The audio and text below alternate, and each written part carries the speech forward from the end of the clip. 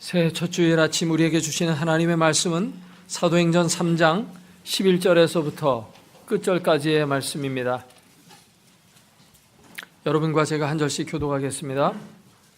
나은 사람이 베드로와 요한을 붙잡으니 모든 백성이 크게 놀라며 달려나아가 솔로몬의 행각이라 불리우는 행각에 모이거늘 베드로가 이것을 보고 백성에게 말하되 이스라엘 사람들아, 이 일을 왜 놀랍게 여기느냐? 우리 개인의 권능과 경건으로 이 사람을 걷게 한 것처럼 왜 우리를 주목하느냐? 아브라함과 이삭과 야곱의 하나님 곧 우리 조상의 하나님이 그의 종 예수를 영화롭게 하셨느니라. 너희가 그를 넘겨주고 빌라도가 놓아주기로 결의한 것을 너희가 그 앞에서 거부하였으니 너희가 거룩하고 의로운 일을 거부하고 도리어 살인한 사람을 놓아주기를 구하여 생명의 주를 죽였도다. 그러나 하나님이 죽은 자 가운데서 그를 살리셨으니 우리가 이 일의 증인이라. 그 이름을 믿음으로 그 이름이 너희가 보고 아는 이 사람을 성하게 하였나니 예수로 말미암아 난 믿음이 너희 모든 사람 앞에서 이같이 완전히 낫게 하였느니라. 형제들아, 너희가 알지 못하여서 그리하였으며 너희 관리들도 그리한 줄 아노라. 그러나 하나님이 모든 선자의 입을 통하여 자기의 그리스도께서 고난받으실 일을 미리 알게 하신 것을 이와 같이 이루셨느니라.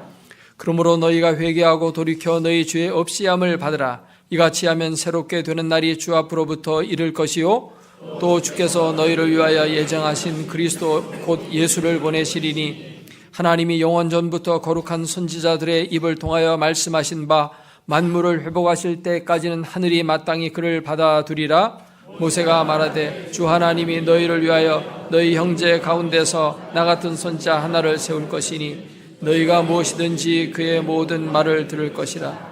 누구든지 그 선지자의 말을 듣지 아니하는 자는 백성 중에서 멸망받으리라 하였고, 또한 사무엘 때부터 이어 말한 모든 선지자도 이때를 가리켜 말하였느니라.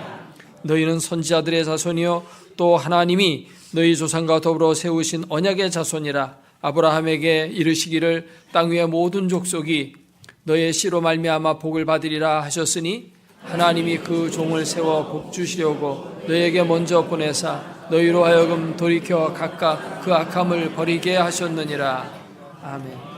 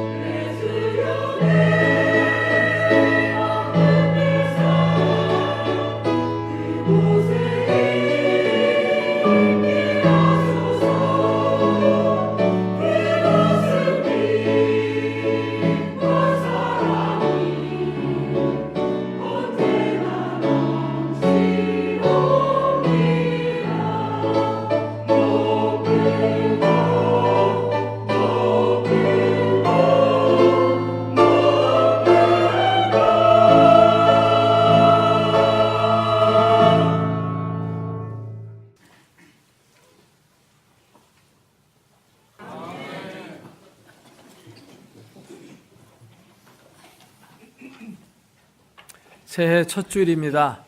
새해 복 많이 받으시기를 바랍니다. 옆 사람을 축복하시기 바랍니다.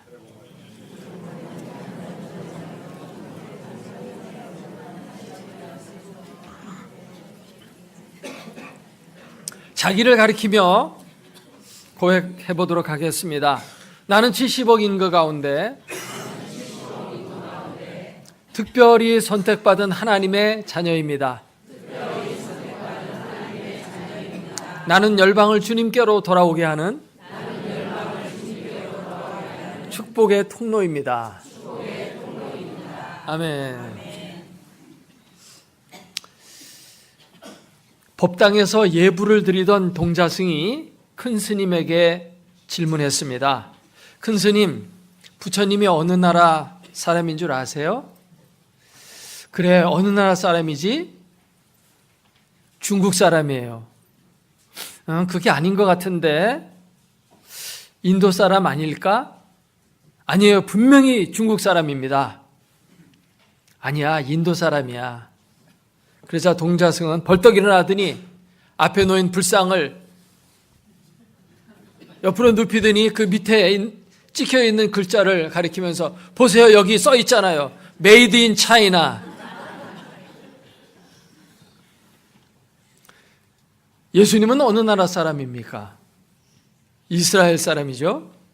그러나 단순히 이스라엘 사람만이 아닙니다. 예수님은 하늘에서 내려오신 하나님의 아들이십니다. 세상의 성인 군자 또는 종교의 창시자들, 그 사람들은 다 땅에서 난 사람들입니다. 하지만 예수님은 하늘로부터 오신 분이에요. 그렇기 때문에 예수님 안에 하늘의 생명이 있습니다. 그 안에 구원이 있고 축복이 있습니다. 오늘 말씀은 베드로와 요한이 성전 미문에서 약 40여 년 동안 태어날 때부터 안진뱅이로 살던 사람을 잡아 일으킨 기적의 사건을 단초로 해서 예수 그리스도에 대한 설교의 말씀을 한 내용입니다. 늘 성전 미문에 앉아서 구걸하던 그 안진뱅이가 그 자리에서 벌떡 일어난 그 사건은 정말 사람들에게 커다란 충격적 뉴스가 아닐 수 없었습니다. 그래서 사람들이 깜짝 놀라며 바로 이 베드로와 요한을 바라보았어요. 그들에게 무슨 신비한 능력이 있는 것이 아닌가 하는 생각을 가지고 바라본 것입니다. 이때 베드로는 말했습니다. 이스라엘 사람들아, 이 일을 왜 놀랍게 여기냐? 우리 개인의 권능과 경건으로 이 사람을 걷게 한 것처럼 왜 우리를 주목하느냐 하면서 다른 분을 소개합니다. 그 다른 분이 누구입니까? 예수 그리스도입니다. 사람은 저마다 인정받기를 원합니다. 그래서 철학 이론 가운데 인정투쟁이라는 이론이 있어요. 유명한 철학자 헤겔이 처음 제시했던 이론인데 그 뒤를 이은 수많은 철학자들이 이 이론을 발전시켜 나갔습니다. 사람들은 다 인정받고 싶어 해요. 그래서 투쟁을 벌이고 싸움을 하고 하는 것입니다. 그런데 여기 베드로는 인정받고자 하는 그런 마음보다 예수님을 높이고자 하는 마음으로 더 충만했습니다. 베드로는 지금 그의 삶에 놀라운 변화가 이루어진 것입니다. 베드로와 요한 그리고 다른 사도들이 다 초대교회의 정말 위대한 인물들이 되었거든요. 그들이 위대한 인물이 되어진 데에는 성령 강림이라고 하는 역사적 배경이 있습니다. 성령이 그들에게 임하자 그들은 크게 두 가지가 바뀌었습니다. 하나는 무능했던 자가 능력을 가지게 됐다는 것입니다. 그들이 기도하면 놀라운 기적들이 나타나는 거예요. 예수 그리스도의 이름으로 선포하면 선포하는 대로 이루어졌습니다. 마치 예수님이 살아계셔서 역사하는 것과 똑같은 그러한 역사가 이루어진 것입니다. 그리고 또 하나가 인격이 변화된 것입니다. 정말 그들의 말하는 것과 행동하는 모든 것이 정말 예수님의 인격이 그대로 흘러나왔어요. 자기를 낮추고 겸손하게 사역을 했는데 그럴수록 능력은 더 강하게 임했던 것입니다. 사람이 교만해질수록 능력은 줄어들고 겸손해질수록 능력은 더 커지는 것입니다. 주님과 우리와의 관계는 시소 관계예요. 시소가 한쪽이 올라가면 다른 쪽은 내려가고 한쪽이 내려가면 다른 쪽이 올라가듯이 우리가 우리 자신을 낮추면 낮출수록 주님이 높아지시고 우리 자신을 부인하면 부인할수록 그리스도께서 우리들 삶 속에 더 크고 놀랍게 역사하시는 것입니다.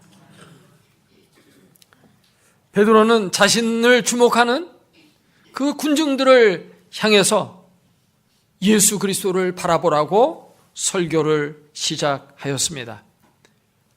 오늘 본문은 베드로의 두 번째 설교입니다. 첫 번째 설교는 바로 앞에 2장에 나오는데 성령 강림이 임했을 때 사람들은 성령의 말하게 하심을 따라서 방언으로 말하기 시작하니까 사람들이 그 기이한 현상에 놀랐거든요. 그때 이것은 술 취한 것이 아니고 요엘 선지자가 예언한 말세에 하나님이 부어주시기로 한 성령의 강림이라고 설명을 하면서 이 일이 예수 그리스도로 말미암아 이루어졌다고 말씀을 했습니다.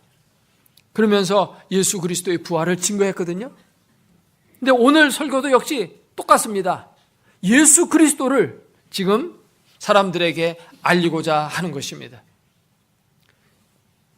안진뱅이가 일어난 그 사건, 거기에 초점이 있지 않고 예수 그리스도에게 초점을 두고 설교를 했던 것입니다. 베드로의 설교는 크게 예수님에 대해서 세 가지를 말했는데 예수님의 과거와 현재와 미래를 말하고 있습니다. 먼저 예수님의 과거를 13절부터 말하고 있습니다. 그 핵심은 예수 그리스도의 죽음과 부활입니다. 13절부터 같이 한번 읽어보도록 하겠습니다. 15절까지 아브라함과 이삭과 야곱의 하나님 곧 우리 조상의 하나님이 그의 종 예수를 영화롭게 하셨느니라. 너희가 그를 넘겨주고 빌라도가 놓아주기로 결의한 것을 너희가 그 앞에서 거부하였으니 너희가 거룩하고 의로운 일을 거부하고 도리어 살인한 사람을 놓아주기를 구하여 생명의 주를 죽였도다. 그러나 하나님이 죽은 자 가운데서 그를 살리셨으니 우리가 이 일의 증인이라. 아멘. 예수 그리스도를 사람들이 죽였지만 그 죽음으로 예수님은 그 삶이 끝나지 않고 3일 만에 부활하셨다는 것입니다. 그리고 그 부활의 증인이 바로 우리들이라고 여기에 둘러선 많은 사람들이 예수 그리스도의 부활을 목격했다고 말하고 있습니다. 그러면서 그 부활한 예수 그리스도가 바로 구약에 예언했던 메시아 그분이라고 설명을 하는 것입니다. 그가 메시아인 줄 어떻게 압니까? 그의 부활을 통해서 알 수가 있는 것입니다.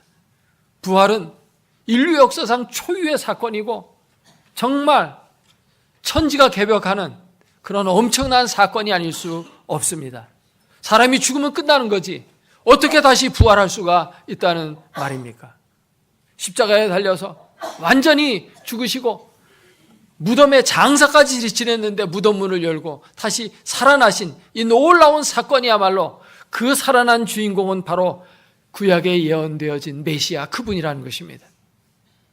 그러면서 여기 구약의 모세를 인용하고 있습니다. 모세는 이스라엘 사람들에게 있어서 정말 모세의 말이다 그러면 그 앞에는 모두가 침묵하는 겁니다. 우리말에도 공자님 앞에서 문자 쓰지 말라 이런 말이 있잖아요. 공자님 말이라면 모두가 자기의 의견을 접을 수밖에 없습니다. 그것처럼 이스라엘 사람들도 여러 가지 논쟁이 벌어졌다가도 모세가 이렇게 말했다 그러면 그냥 거기서 논쟁은 끝나는 겁니다. 모세 말대로 되는 겁니다. 근데 모세가 뭐라고 말했습니까? 모세가 한 선지자가 우리 가운데 일어나게 될 건데 너희는 그의 말을 들으라는 겁니다. 이것이 22절 말씀이에요. 그리고 23절 말씀에는 누구든지 그 선지자의 말을 듣지 아니하는 자는 백성 중에서 멸망을 받을 것이라고 말씀을 했다는 것입니다. 근데 그 오실 선지자, 오실 메시아, 그분이 누구냐? 바로 예수 그리스도라는 것입니다. 예수님의 말씀에 생명이 있습니다. 그 말을 듣지 않으면 사람이 멸망하게 되는 것입니다. 예수님께서 친히 요한복음 5장 25절에서 이렇게 말씀하셨습니다. 진실로 진실로 너희에게 이르노니 죽은 자들이 하나님의 아들의 음성을 들을 때가 오나니 곧 이때라. 듣는 자는 살아나리라. 아멘. 예수님의 말씀이 생명입니다. 말씀 그 자체가 능력이 있어요. 그 말씀을 들으면 살아나는 것입니다. 복음을 듣는 사람은 멸망하지 않고 영원한 생명을 얻게 되는 것입니다.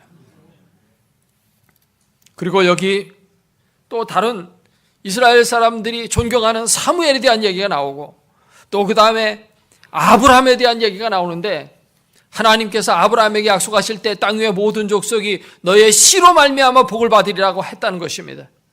이 씨는 단수입니다. 어떤 한 사람을 가리키는 거예요. 근데 그 씨가 누굽니까? 예수 그리스도라는 것입니다. 그 예수 그리스도 때문에 온 천하 만민이 복을 받게 될 것이라고 성경에 예언되어 있는데 바로 그분이 예수 그리스도라고 설명을 지금 하고 있습니다. 예수 그리스도, 그분만이 우리의 유일한 구원자이십니다. 예수님 안에 생명이 있습니다. 예수님을 여러분 소유했다면 여러분 안에도 그 생명의 씨앗이 심겨질 것입니다. 두 번째로 베드로는 예수님의 현재에 대해서 말하고 있습니다. 예수님은 지금 현재 살아 계시다는 것입니다. 16절 말씀 우리 같이 한번 읽어보겠습니다. 그 이름을 믿음으로 그 이름이 너희가 보고 아는 이 사람을 성하게 하였나니 예수로 말미암아 난 믿음이 너희 모든 사람 앞에서 이같이 완전히 낫게 하였느니라. 이 사람은 완전히 나았어요. 우리가 팔다리가 부러지는 이런 경험들을 하게 되는데 그래서 기부스를 하고 한두 달만 있다가 풀으면 이게 제대로 움직여지느냐? 안 움직여집니다. 굳어버려요. 그래서 이걸 피고 움직이기 위해서 물리치료를 받아야 됩니다. 지압을 해야 되고 기계를 이용해가지고 막 움직여야 됩니다. 그래야 이게 제대로 돌아가요. 한두 달만 기부스해도 이런데 이 사람은 40여 년 동안 태어나서 40년이 넘을 때까지 다리를 펴보지 못한 사람입니다.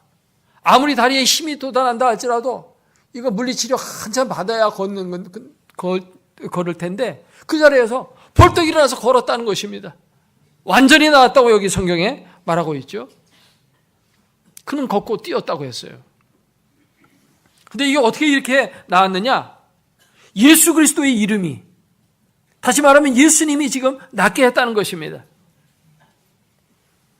예수 그리스도는 부활 승천하시고 하늘로 가버리시고 지금 하늘 보좌에만 계신 분이 아니시고 지금 우리들 삶 속에 들어오셔서 우리들을 붙드시고 우리를 치유하시고 우리를 구원하시는 살아계신 분이라는 말씀입니다. 예수 그리스도는 지금 여러분 가운데도 계십니다. 여러분을 지금 붙잡아 주십니다. 할렐루야. 예수님의 현재성.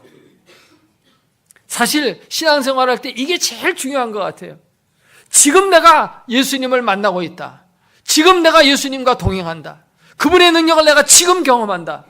죽어서 천당 간다 그러는 거는 어떻게 보면 막연한 얘기처럼 들릴 수 있어요. 그러나 그분이 지금 살아계시고 우리의 기도에 응답하여 주신다는 것입니다. 우리는 신앙생활을 할 때 두 가지를 꼭 겸비해야 돼요. 하나는 지적인 신앙을 가져야 되고 또 하나는 체험적인 신앙을 가져야 됩니다. 예수님이 누구인지 먼저 이걸 잘 알아야 돼요. 예수님이 우리를 위해 십자가 달려 죽으셨다, 부활하셨다. 이 지적으로 이걸 잘 알아야 됩니다. 이게 신앙생활의 중심이에요. 근데 그분이 지금도 살아계셔서 나의 삶 가운데 능력으로 역사하신다는 거, 이거를 체험할 수 있어야 됩니다. 체험하지 못하고 지식만 갖고 있으면 관념주의적인 신앙이 돼요. 유럽의 많은 교회 성도들이 그렇습니다. 그들은 성경을 너무도 잘 압니다. 일찍 복음을 받아들인 나라이기 때문에 정말 성경에 대해서는 모르는 게 없어요. 그래서 우리 신학을 배우려면 유럽이나 미국이나 이런 데 가서 배우지 않습니까? 지식적으로는 정말 너무도 잘 알고 많은 사람들이 이렇게 알고 있지만 그들은 교회도 나가지 않고 충성하지도 않습니다. 관념주의 신앙에 머무르고 있는 거죠. 그래서 필요한 게 뭡니까? 체험적인 신앙이에요. 기도의 응답을 받고 하나님의 역사를 경험해야 됩니다. 이게 겸비돼야 돼요. 근데 이것만 있고 지식이 없으면 또 안 됩니다. 그러면 신비주의로 흘러버려요. 자꾸 기적만 추구하는 신앙으로 흐르게 되죠. 그렇기 때문에 지식과 경험, 이 두 가지를 같이 우리가 겸비해야 됩니다.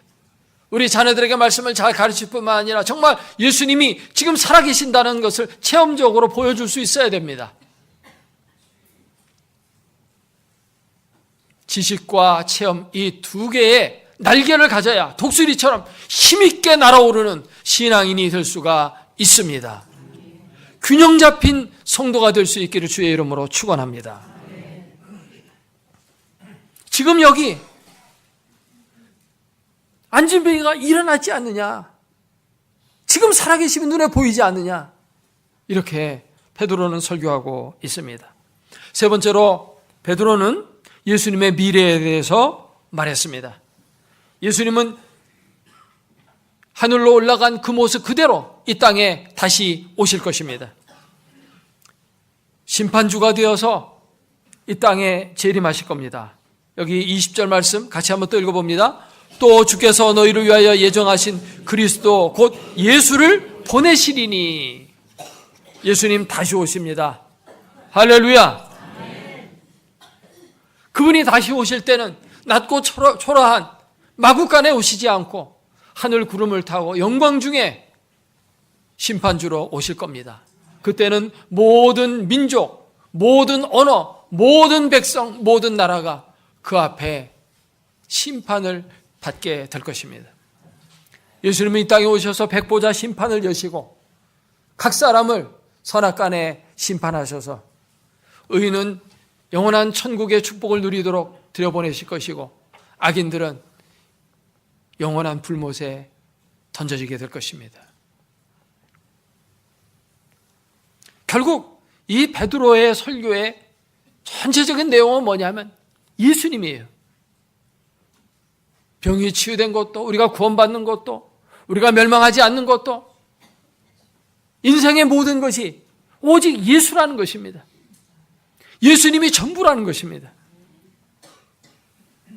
그래서 영어로도 그렇게 말하죠. Jesus is all in all. 예수님은 all in all, 모든 것에 모든 것이 된다는 것입니다.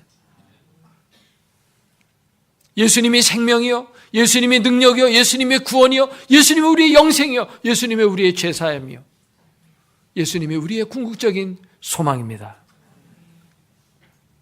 여러분 삶 속에 예수님은 어느 정도의 위치에 있습니까? 어떤 사람에게는 삶의 조그만 한 일부분인 사람도 있어요. 그러나 어떤 사람에게는 그 삶의 전부인 그런 신앙을 가지고 살아가는 사람이 있다는 것입니다. 베드로는 지금 자기의 삶의 전부가 예수 그리스도라는 것을 얘기하고 있는 거예요. 예수님이 없으면 이런 기적도 없고 구원도 없고 내세에 대한 소망도 없다는 것입니다. 예수님이 없으면 인생은 캄캄한 어둠이 될 수밖에 없다고 고백하고 있는 것입니다.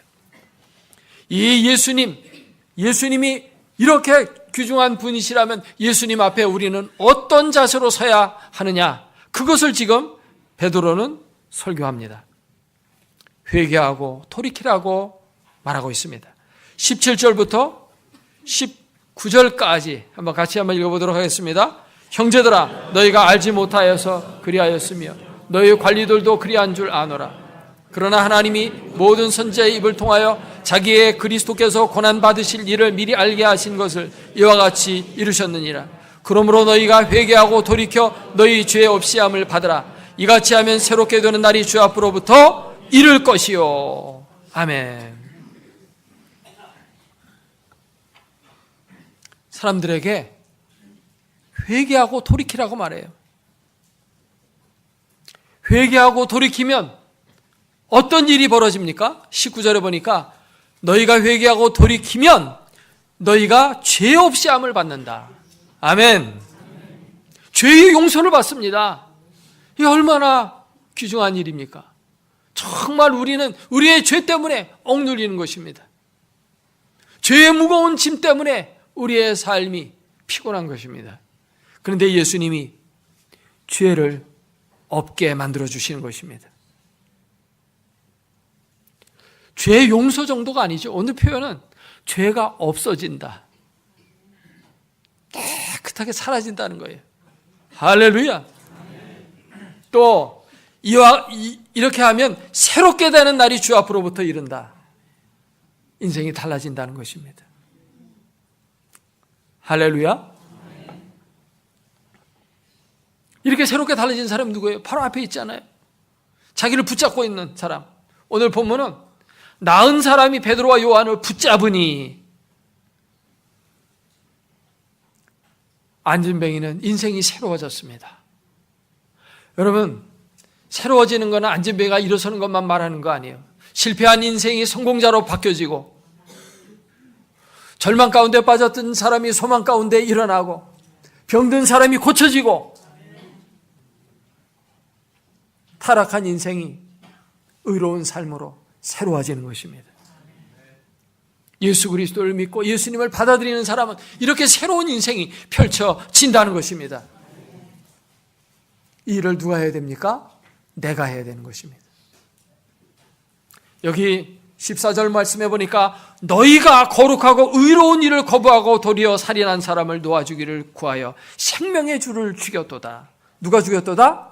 너희가. 따라서 너희가 죽였다는 것입니다. 회개 누가 해야 됩니까? 내가 해야 됩니다. 누가 돌이켜야 됩니까? 내가 돌이켜야 됩니다. 여러분 회개하십시오. 그러면 아멘 합니다. 근데 너 회개해 이러면 아주 불편해집니다. 왜 나보고 회개하라고 그래? 기분 나쁘게. 여러분 회개하세요 그러면 뭐 아멘 하는데, 너 회개해 그러면 상당히 기분이 언짢아져요. 항상 예수님의 구원과 예수님의 십자가에 대해서 우리가 구원받았습니다, 우리가 천국 갑니다, 우리가 합니다, 아주 부담이 없어요. 근데 사실 이게 실존적인 결단이 되질 않아요. 네 죄가 용서받은 거야, 네가 천국 가는 거야, 너에게 영생이 있어, 이러면은 다시 생각하게 돼요. 과연 그런가? 여러분, 하나님의 말씀을 나에게 주시는 말씀으로 받길 바랍니다. 지금 베드로가 뭐라고 말하고 있어요? 빌라도가 죽였다고 말하지 않습니다. 대제사장과 그 종교 지도자들이 예수님을 십자가 못 박도록 넘겨줬다고 말하지 않습니다. 가룟 유다가 돈을 받고 팔아서 죽었다고 말하지 않습니다. 너희가 죽였다고 말합니다. 거기 둘러선 바로 그 사람들 전혀 예수님 죽인 일하고는 상관없는 사람들이에요. 그들은 구경꾼입니다. 다만 구경만 했을 뿐이에요. 그런데 너희가 죽였다는 것입니다. 하나님의 말씀을 내게 주시는 말씀으로 받을 수 있기를 바랍니다. 하나님의 구원을 내게 주시는 구원으로 받을 수 있기를 바랍니다. 죄 용서가 나의 것으로 주어졌다고 받으시길 바랍니다. 회개하고 돌이키는 자에게 이와 같은 축복이 있습니다. 괜찮아 내 인생 하나님이 있잖아 라는 책 속에 이런 이야기가 나옵니다. 영국 오스포드 대학에서 종교학 시험을 치르는데 그 시험 문제는 요한복음 2장에 나타난 예수님께서 물을 가지고 포도주로 바꾼 사건의 영적이고 종교적인 의미를 서술하라 라고 하는 것입니다. 학생들은 열심히 답을 썼습니다. 근데 한 학생은 창문만 바라보고 멀뚱멀뚱 답을 쓰질 않아요. 그래서 감독하고 있는 교수가 왜 자네는 답을 안 쓰나? 그러니까 글쎄요, 답을 쓸 게 별로 없습니다. 이렇게 말하면서 답을 안 쓰는 거예요. 그 시간이 다 지나가는데 이제 얼마 안 있으면 시험 이제 마감이 됩니다. 계속 안 쓰니까 자네 그래도 몇 자라도 적어. 그래야지 낙제는 면할 거 아니겠어? 그러니까 그가 짧게 답을 썼습니다. 근데 그가 최우수 점수를 받았어요. 그 내용이 뭐냐? 물이 그 주인을 만나니 얼굴이 붉어지더라. 물이 그 주인을 만나니 얼굴이 붉어지더라. 하나의 시적인 글을 남겼는데 그가 그 답을 쓴 학생이 누구냐면 유명한 시인 바이런이었습니다. 우리는 그리스도인입니다. 그리스도인이란 그리스도 사람이란 뜻입니다. 그리스도인은 그리스도를 만나 변화된 사람이고 삶의 기준이 예수 그리스도고 삶의 원리와 방법이 예수 그리스도인 사람입니다. 여러분은 정말 예수 그리스도를 만났습니까? 그럼 만났으면 변화되었습니까? 기도하겠습니다. 오늘 주신 말씀 생각하면서 통성으로 기도하도록 하겠습니다.